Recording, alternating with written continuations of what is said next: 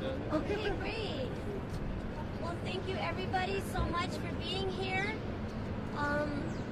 It's officially past 9 a.m., which means the Uber, Lyft, Via Juno strike in New York City is at a pause, but our strike nationwide and across the globe continues. We want to say congratulations and thank you to all of the strikers today. Today is a historic day. Had it been just New York City Uber drivers on strike, it still would have been historic. But the idea that this strike has spread like wildfire across the globe within just a short number of days is something that would have been unimaginable for us.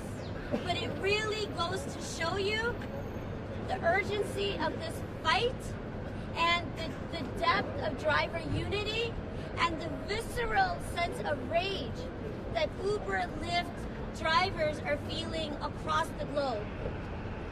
And we chose May 8th because, as everybody knows, Uber is expected to announce its IPO this week. They're looking for a valuation of $90 to $100 billion. Meanwhile, drivers are barely making a minimum wage. And in their pre-IPO filing, Uber has said repeatedly that drivers should expect to be dissatisfied because they will be cutting down on incentives and driver pay. It's unacceptable.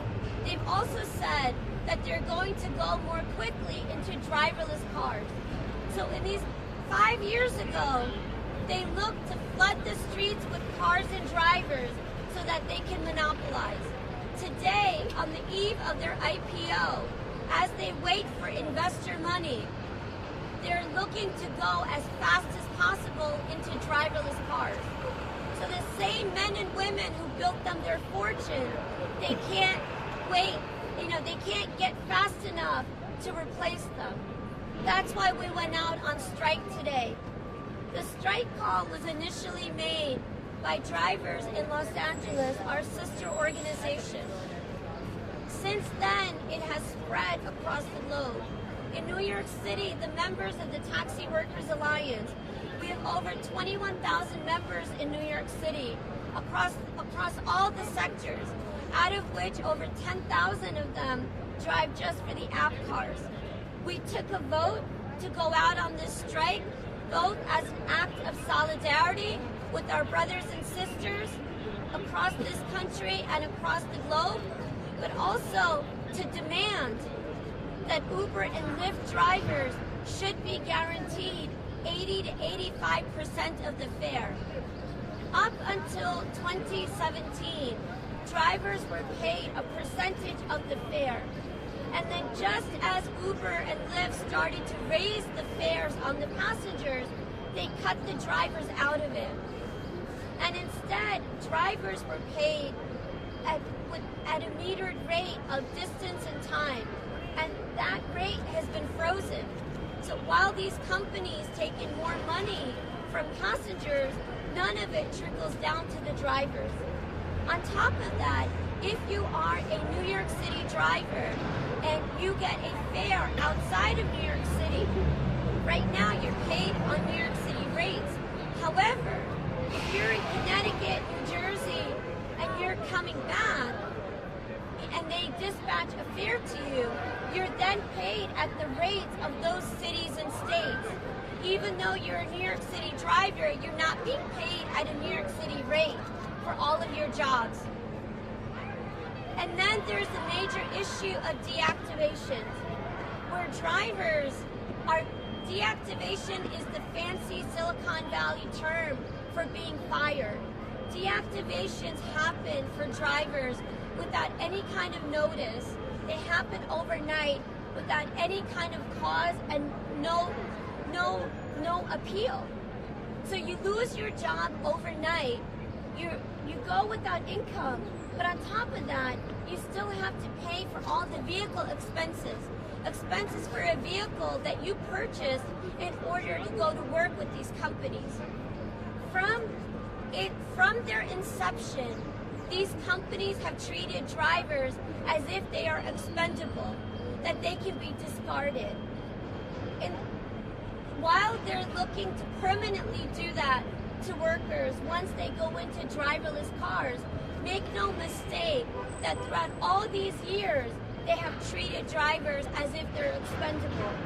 And drivers across the globe are sick and tired of it. They're sick and tired of it. I want to tell you that this morning we were at the different bridge crossings, and usually during those hours, every third car is a black car. And you look on the back and you see what we call the TC plate. So the plate number starts with the letter T and it ends with the letter C. Those are the cars that are regulated by the Taxi and Limousine Commission. While not all of them work for the app companies, a significant number of them do.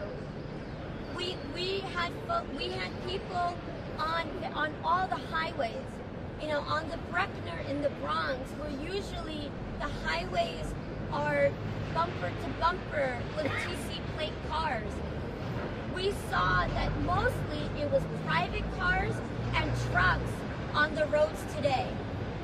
Cars entering from the 59th Street Bridge and off the Brooklyn Bridge were mostly private cars and trucks. We saw very few TC plate cars. When some of us were up in Queens at the 59th Street Bridge, what we found were many drivers, the ones who did have black cars, told us they were operating either car services or traditional black cars. There is no doubt this strike has been a triumphant success. It's been a triumphant success. Driver power! Union power! Driver power! Union power! Driver power! Union power! Driver power! Union power! Driver power! Union power! But I'm gonna turn this over to some of our strikers of the day. And I think, as most of you know, we have a strikers rally this afternoon at 1 p.m. So that's actually our main gathering of all of the drivers. You know, we didn't do it early in the morning because people are not working. That's the point of the strike. If you got your cars, it's really hard to find parking places. And so, you know, we decided to have people go on strike in the morning for 7 to 9 a.m. and then be able to resume work at this hour and then take off at 1 o'clock for our rally this afternoon.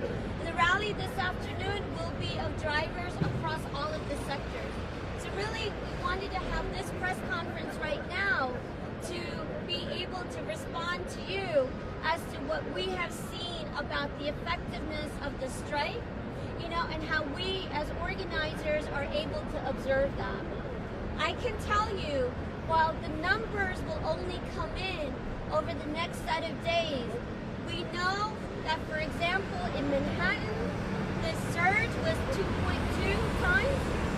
You know, we saw a lot of red zones, you know, where the streets were just empty, there weren't enough cars, because the algorithm went to work, and the algorithm saw there weren't enough cars to pick up the dispatches. We also want to say that across social media, we saw so many members of the public that have been standing in support and solidarity. Members of the public, riders, who also today, you know, refused to cross our strike line, and they also logged off the apps from 7 to 9 a.m. On Twitter, there were like 3 different hashtags regarding the strike. We know in England, where our brothers and sisters have had a national strike, even on the day when, you know, the royal baby comes out to greet the world, it was the Uber driver strike that was the #1 trend in England today.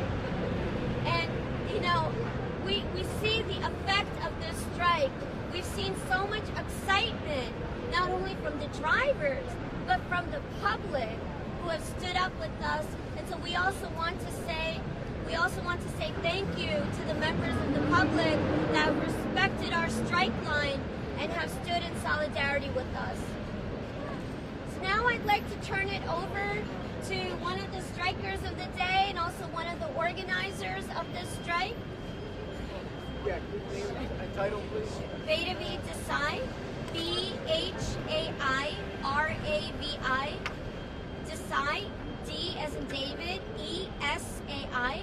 I'm the executive director of the New York Taxi Workers Alliance, the organization that proudly organized this historic strike of app drivers in New York City.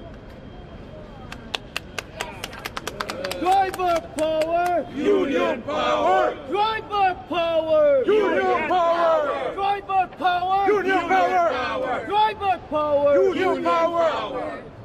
I'd like to now call up Inder Parmar to the stage. Hi, so your name? My name is Inder, I-N-D-E-R. Last name is Parmar, P-A-R-M-A-R. And I'm an Uber driver since 2013, and I'm a full-time Uber driver, and I work 70 to 80 hours a week, and Uber still calls me a part-time driver. I have no idea where did they read the law of 40 hours or 80 hours. Okay? And I feel like Uber is like an exploitation. Right now, what Uber is doing, that is an exploitation. I got the proof. I used to make $37 an hour, okay? And today, I make about $9.80 an hour. That's how much exploitation Uber is. Any one of you want a picture or a piece of copy, I'll give it to you, okay? With anybody who buys an IPO right now, or the government does it, it's an exploitation of the 3 million drivers all over the country. Uber has 3 million drivers all over the country. It's an exploitation and a legal slavery, and Uber is getting away with this, saying that we are independent contractors, and they are getting away with this murder. And they are exploiting 3 million. Last year, 9 drivers committed suicide, only in New York. I have no idea how many did all over the country, but I think so hundreds of more drivers will commit suicide if we let Uber do what they are doing today. Thank you, everyone. Did you buy into the IPO? No, I will not buy an IPO. This is a slavery. This is a slavery. I will not support a slavery company, a company who slaved 3 million drivers. That's what it is. $9 an hour. What will you call this $9 an hour? I have to still pay for my gasoline. I have to pay for my car. I have to pay for my insurance. And I have to feed my family. I used to make $37 in 2014. Anybody wants a copy, I'll give you the copy. I made $37, now I make less than $10. They give you the option to buy shares? I can buy the share most probably in open market, but I've been driving since 2013. And to shut my mouth, they gave me $500 because I'm a good driver. Will $500 for $10 an hour, does it pay? How many of you will work for $10 with your car? That you have to buy the car, you have to buy the insurance, you have to maintain the car, and you have to buy the gasoline.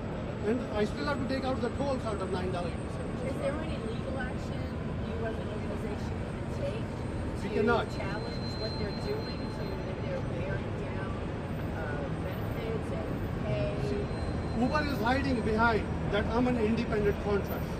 They hide behind independent contractor. That's why they can even give me $1 an hour and still get away with it. So that's legal.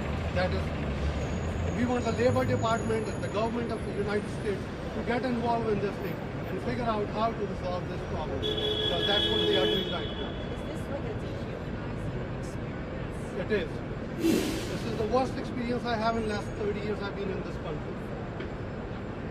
Did you drive a cab or something before? I've been driving since 2006.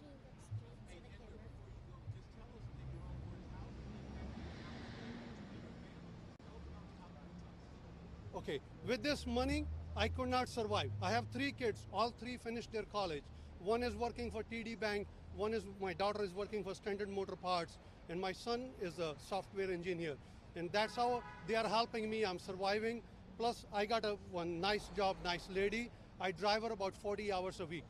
She pays me very, very well. That's how I'm surviving. If I do not have that lady to pay me for 40 hours, I will be starving. I will not be able to pay any of my bills at this $9 an hour. You're welcome. How long ago did you make the 37? In 2013, 14, 15. I made $37. Then they start dropping the prices. Now I make $10 an hour. Anybody wants a copy, I'll give you the copy. I have the copies in my pocket. Yeah, my name is Inder, I-N-D-E-R. Last name is Parmar, P-A-R-M-A-R. P as a Peter, P-A-R-M-A-R. So how do you plan to get the Labor Department or some government entity involved in this? Okay.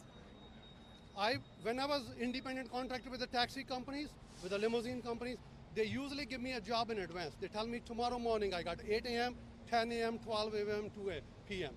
But with Uber, when I eat food, I have to keep my phone in front of me. When I go to bathroom, I got to go phone with my one hand. This way, I do not miss a job. I cannot sleep in my car. I cannot take anything without keeping an eye on that screen. When I'm on a call for 12 hours, but I make only $10 an hour, and minus my expenses, I literally go home with $0.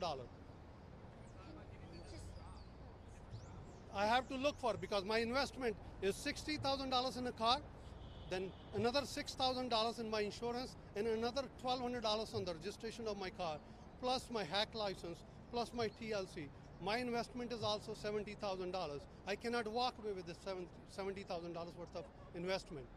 Can I just respond? Yes. I just wanted to respond to the question about labor, about employment status. So in New York State, the only employee-like benefit that Uber drivers have is actually for unemployment. 3 of our members filed unemployment claims with the Department of Labor. One of them was found to be unemployed because after his expenses were deducted, he was left in some weeks earning less than a penny in earnings.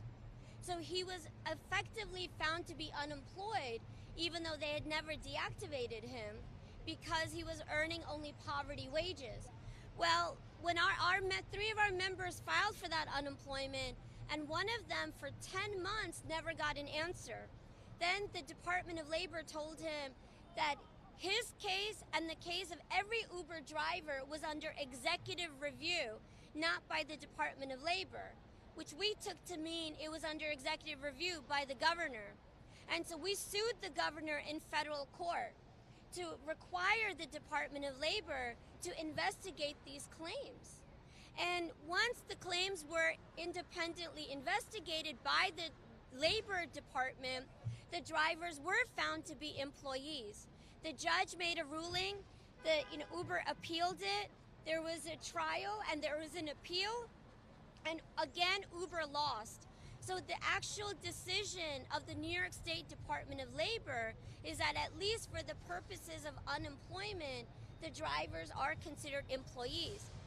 The thing is, when a company claims you are an independent contractor, you have to go piecemeal by piecemeal to win each of your benefits. So for unemployment, minimum wage, overtime, Social Security contribution, all of these you have to fight for one by one. And in order to fight for it, you have to document that it's something that you have suffered. And so you already suffer the punishment, and it's really hard for workers to stay whole. But the thing that I want to point out in particular, as far as today is concerned, is in Uber's pre-IPO filing, they talk about drivers as a liability, not the ones that built them their empires, but as a liability, that because they have to share the revenue from the fare with the drivers, they see that as a liability to their ability to make a profit. They also say that giving drivers basic employment protections would overturn their business.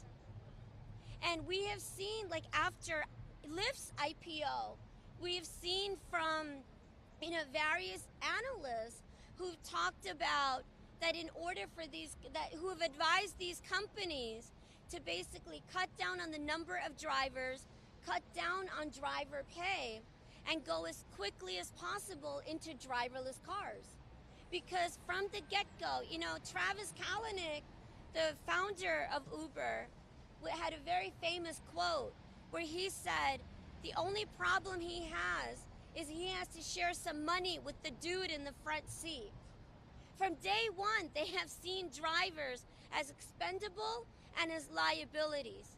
And now that they're getting closer to the IPO, we think they're beginning to start to shed the number of drivers. So you get deactivated overnight without any notice, without any just cause. Meanwhile, who's going to pay for the car that you bought in order to go to work for them?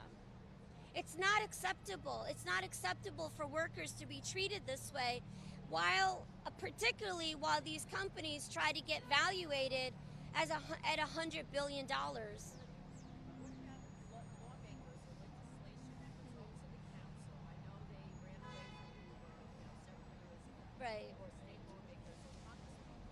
Yeah. Have you talked to them about legislating? Yes. There's some protections. Absolutely. So in terms of employment protections, those could only come at the state or federal level. But at the local level, the city council could heed the call of our strike today. They can take action on the deactivations. The city council could pass legislation to give drivers the right for just cause in order to be terminated, where drivers would have a right for notice and appeal and cause. So they're not just fired overnight and left penniless and in debt. The Taxi and Limousine Commission could regulate that the app companies, that the minimum fare could be the same across this entire industry, and that the app companies must pay 80 to 85% of that fare to the driver. We know that there is interest in this Taxi and Limousine Commission to do that, but we also know that, while we fight publicly, behind the scenes, Uber and Lyft will be lobbying against those efforts. And so we don't want to wait for that day. We held this strike today to send a message to these companies that we're not afraid of fighting them and confronting them directly. Does TLC have any jurisdiction over the app companies? Last summer, the city council established a law that where these companies were classified as high frequency vehicles, and so it's the app companies. All of them qualify right now. The TLC right now does have the right to certain legislation and regulation over them. But we all know the game. Workers go up in front of regulators. We push for protections. The companies use their lobbyists to push back. In 2016, Uber and Lyft spent more on lobbyists than Amazon, Walmart, and Microsoft combined. That's according to a report by the National Employment Law Project. And so we're here to say that we're not going to just depend on the goodwill of regulators. We're sending a message directly to these companies that we will take you on by strikes and work stoppages in order to stop your lobbying to undermine the rights of the drivers. We expected over 10,000 drivers to participate. We won't know the exact number, but I do have to say, from all the outreach that we had done, we believe the number was actually much higher than 10,000. I think so. New York City. Just New York City. Uh-huh. I mean, there are always going to be reports, of that nature. But from what we saw, from our observations on the street, as well as this is from Uber itself. During our strike time. So these tell you the tell. There is no driver on the street. 2.2 surge. 2.2 surge. 2.2. Yeah. That means short. Oh yeah. May I? Yeah. Biju Haider. Biju Haider. Just spell it. Right there. Tighuhaider.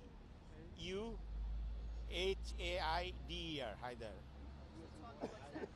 That means there is no drivers. They are putting surge. You know, if you pay $45, this is going to be like $120 to $150.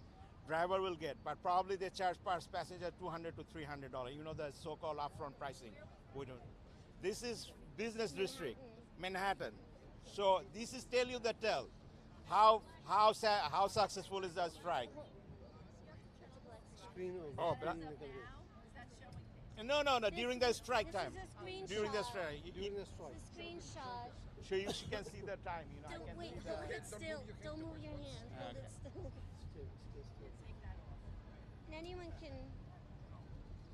So it's showing you there's no car. Yes, absolutely. Just say. I can Say- understand. Repeat it. Repeat yourself. Oh, this tell you the tale. There is no driver on the street. The business district in Manhattan. You know, surge is on as much as 2.2. It's very rare.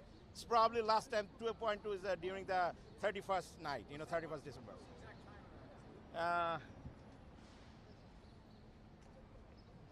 8:22 a.m. Well, what does 2.2 mean? To mean if you pay Double the regular price. fare $10, you have to pay $22. You see? Also, I just want to say that Uber across the country, no, stay here. Uber across the country had been promising passengers that the rates would actually be lowered. Uber saw on social media that many members of the public were saying that they will not cross the strike line. And so Uber had been sending out messages. You can find them all over Twitter where passengers in support of us took screenshots where Uber and Lyft sent them messages saying that the rides would be cheaper today. They were trying to lure the public. On the other hand, they were telling drivers that they would pay the drivers an incentive of 2.2 times more than what the driver normally gets paid. And that is after months of Uber no longer giving incentives to drivers. They have stopped incentives for a while now. Okay, they brought them back up today at the time of the strike because there were not enough drivers doing the work. And if passengers say, well, if for any passenger who might think that if their ride appeared cheap, that means that the drivers were still on the road, they're mistaken. Because Uber had already publicized that they were going to make the rides even cheaper today in order to attract more passengers. What happens after this? Another strike or another shutdown? I mean, this strike is just the beginning. You know, we feel really triumphant. We publicly announced our strike just 5 days ago. We know that tens of thousands of drivers went out on strike today. Striking is the hardest thing that workers do, but it's the most powerful and it's the most thrilling. It's when you really feel your power. And I assure you, every driver was checking their app, and the drivers would have seen the surges, and they would have seen the red spots, and drivers would have known that our unity held and the strike held strong. I think there's going to be a number of strikes that are going to be continuing. Today, we're focused on the global strikes of today, but Uber and Lyft should take notice because we were able to do this in New York City in their biggest market in 5 days of public notice. And we know we're just getting started. Union power! Drivers power! Union power! Drivers power! Questions? Oh, she's asking. Why the rally in Queens later wasn't coordinated with the Independent Drivers Guild? The Independent Drivers Guild has a private contract with Uber. They are paid by Uber.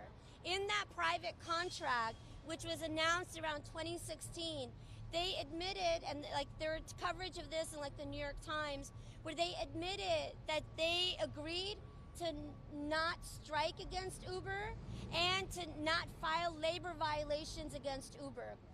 They are not independent of Uber.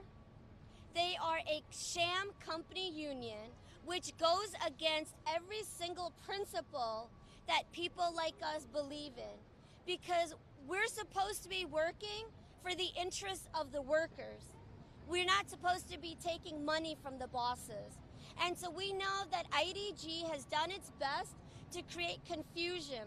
It may have done so with some of the media, but I assure you it could not create confusion among the drivers.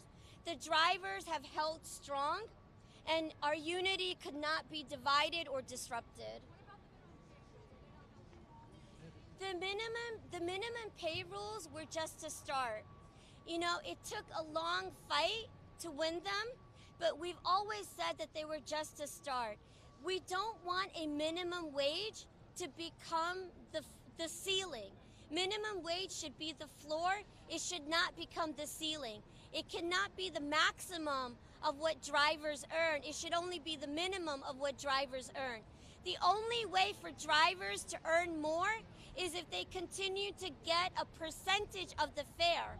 So as the fare revenue goes up, the driver's share of that revenue can also go up.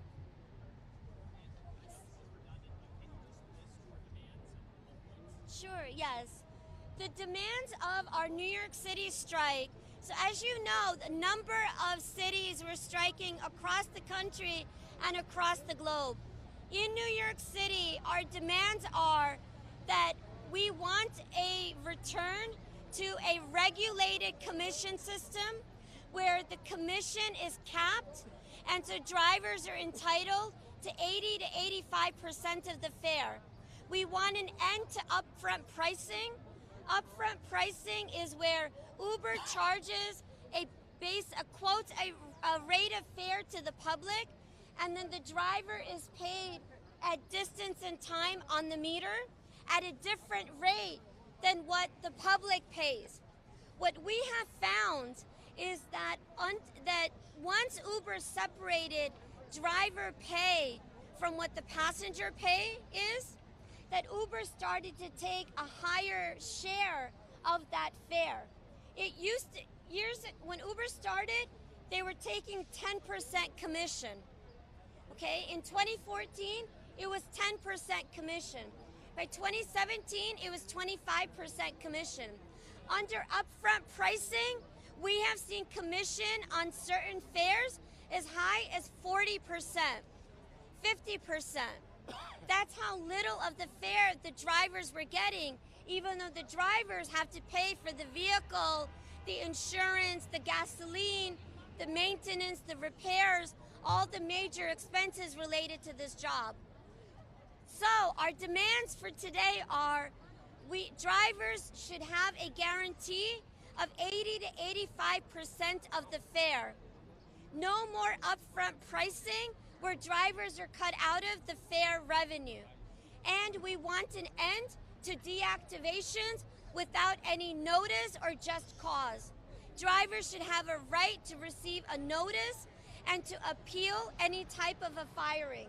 Also, New York City drivers should be paid at the New York City rate when they do a job for Uber outside of New York City. Just because you're dropping off a fare in New Jersey and they dispatch a trip to you, if they pay you at a lower rate that they charge in New Jersey, that they pay the driver in New Jersey, you have a cost of living in New York to pay for. You can't afford to be paid at those lower rates. And so those are the main demands in New York City right now. Sure, I'm Bharavi Desai, Bhairavi Desai, Desai. I'm the executive director of the New York Taxi Workers Alliance. I also just want to add that one of the other fundamental demands of our strike is we want to see an end to the poverty that drivers are facing across the Uber economy. You know, our brothers and sisters in other cities and countries. A JP Morgan Chase report recently found that drivers in 2017 earned half of what they had earned in 2013. A Fiscal Policy Institute report found that in over 40 states across the country, drivers were not earning at the minimum wage of that state. In New York City, the Taxi and Limousine Commission had found that 85% of drivers had been earning below minimum wage. The poverty and debt is across this economy. And in their IPO filing, Uber has said explicitly drivers should expect to be increasingly dissatisfied because the pay rates will only get lower. And that's one of the main reasons that we're out on strike today itself on May 8th on the eve of their IPO. Thank you so much. Union power! Drivers power! Union power! Drivers power! Union power! See everybody at 1 o'clock in Long Island City? That's the rally of the strikers. That's the only rally of the strikers today. Long Island City at 1 p.m. 47th Avenue, Thank you. 31st Street. Yeah.